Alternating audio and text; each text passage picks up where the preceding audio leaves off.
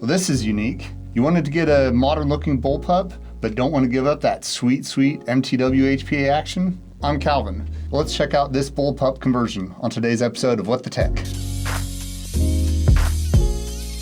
All right, so here we have the MTW put in the SRU Precision chassis.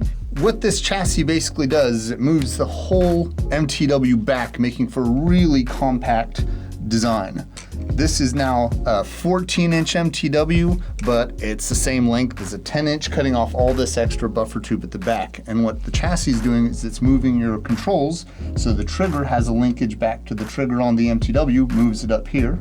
Also, you have your selector switch moved up to the front, duplicated back here. The mag catch, while you still have your standard mag catch at the back, it's in a little awkward position. So they've also added this really nice mag release right there behind the magazine. Of course, there's a few trade-offs with getting this cool, super compact design. Adding this chassis, of course, is gonna add some weight, but because the MTW is so light to begin with, it's still by no means going to become a heavy weapon. The other trade-off is because there is now this mechanism linking the trigger here to the back, it's not going to be as snappy a trigger as your standard MTW, but I found it very acceptable, was actually surprised with how good it was. But speed softers, you may be warned that this might not be the best trigger for spamming due to the linkage. You still have up here your safety selector, but this is just going to be two-piece. This is going to be safe and fire. If you want to change the mode, you are going to have to set that at the back. So auto, you'll have to select it back here, semi, select it here. If you have either of these in safe, then you won't be able to fire. So something you'll have to get used to is select the method you're going to fire here at the back, and then use your front control to select safe or fire. We weren't really in love with the selector that it shipped with. It was a plastic selector and barrel, but nice. It's mil-spec, so easy to swap out an MTW or your favorite selector switch here at the front. You have this nice access at the back. As long as you're running a small HPA LiPo, can go right in the shortened buffer tube section right here. We didn't have the heart to drill into this piece yet, but we decided to go ahead and do a nice way to route your airline that a lot of people forget. We removed the charging handle and just have the airline running right out there. And actually it feels really good when connected because it's gonna be right there out of the way, so it's not down here where you're gonna be changing mags. So nothing's really changing with the bolt catch. It's just you're gonna have to get used to pulling your arm back a bit more to get adjusted to the controls. This does come with an optional, but it's very nice, outer rail that extends. If you're gonna go with a shorter version, like a 7-inch with a suppressor or a 10-inch, you probably can keep this nice and short. The options here to play around with configurations with shorter barrel, long suppressors, including this rail or not, really gonna be fun. Should be noted, the rail compatibility, we do know that it works great with our Invictus Advanced rail and also the Mark I rails. And something I didn't notice till just now is this slot, while it can be used for a sling, is also actually M-LOK. So if you want to attach accessories right here, it's ready to go. So one of the cool things about the MTW platform, of course, is its modularity and its widespread compatibility. Because it is externally the right geometry for real steel spec equipment, the fact that this is designed for a real gun, it goes right on the MTW without a problem. Actually, it's kind of a little easier. I will say though that our Forged series is going to be the one you'll want to do the conversion for. When we get into the installation, it will become apparent.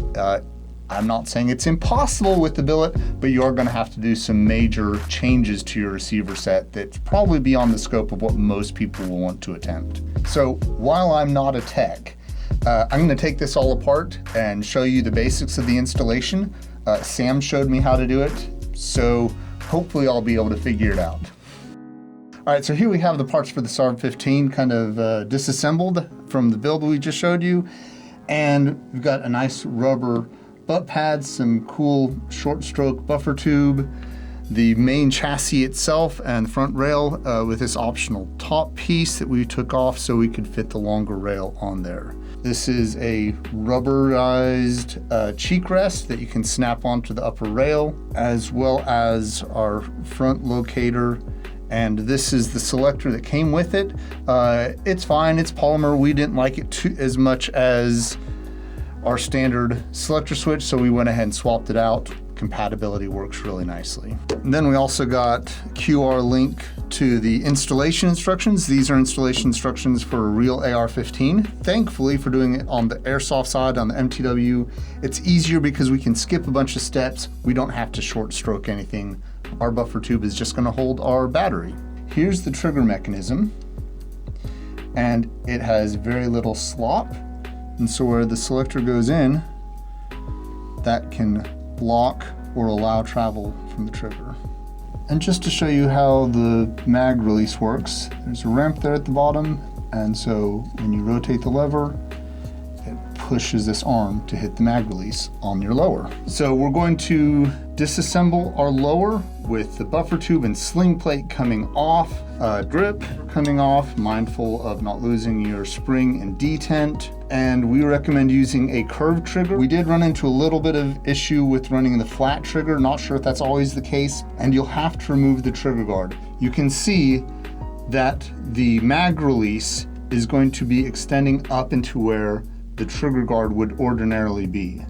So for this, we recommend using the Forged for this conversion. To give you some fair warning about why we don't recommend using the billet.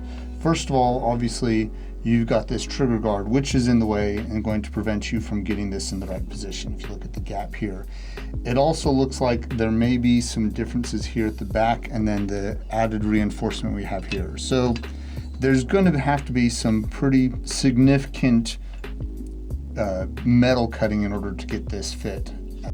Let's start prepping our lower. Attach the sling plate, put our shorter buffer tube on. Next, we can put this inside of the chassis, test the basic fit. Nicely, this is already adjusted, but you'll want to have that screw just touching the trigger in the at-rest position. And so safe and fire. That looks good. This is going to be counterintuitive, but we do not need to put the spring and detent in yet. We can install a grip screw. We don't really need to tighten it down just yet. We'll just get it in there to hold it in place. And then we can install the other half of the chassis. Get that underneath there. Get all those pieces lined up, get it all together. And there we go. And now we need to remember which screws go where.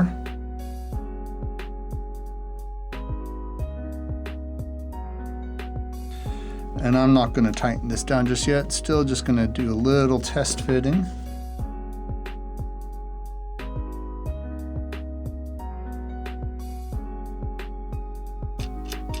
That looks good. So now I can take the safety selector for the front, drop that through, and test if that safety is working. So here's fire. That feels like that's engaging. Move it to safe. And it's blocking. So now we have to attach this little guy to the rail, and that is what's going to hold the front. And so you can tell it's at an angle, and that angle will help us align the barrel with the chassis. Slide that on there. And if you want, you can test assemble it and try and get that slot to about the right spot. Believe that that was about where it worked. Just snug it down. It's a polymer part. Doesn't need to be really tight, I don't think, at least not on Airsoft. And then to check, let's gently put all this stuff together. And then if I look through this hole right here, I can kind of squeeze and adjust that to see where that groove is moving through that hole and determine if I need to go forward or back to get that right. Pop that through and check to see if we're happy with the alignment of this rail with the chassis. So these should be aligned. Now both of our selectors, neither one has spring and detent. Let's go ahead and do the front one first. So just like an MTW, gonna drop in our detent, take our spring, slide that together, make sure that that spring is lined up with the detent, and attach that grip. And now, a really cool part is we don't have a spring and detent in the back, but they've added this nifty little spring and detent trap door. So we're gonna take off this little door here, drop in the detent, and then tap that down. And then I'm gonna take our spring and push and work that in. And we can cover up that little window. Now just make sure everything is snug and we should be good to go. Grip screw back here tightened. Now of note, if you're looking right here, you can see that this is an important area for attaching the lower receiver to the chassis. That does mean it's not an ideal place to run or drill around this area, we think, for running your airline. Put this all back together.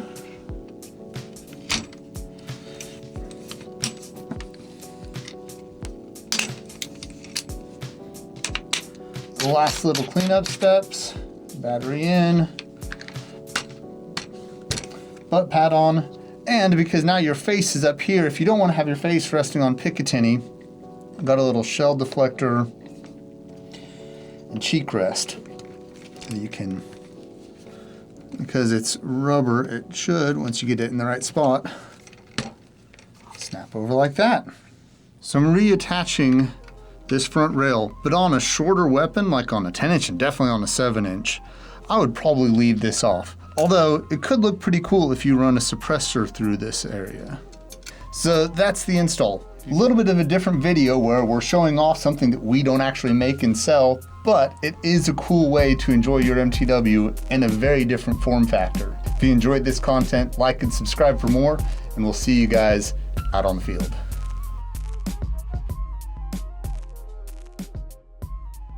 Let's have some fun. Little burst.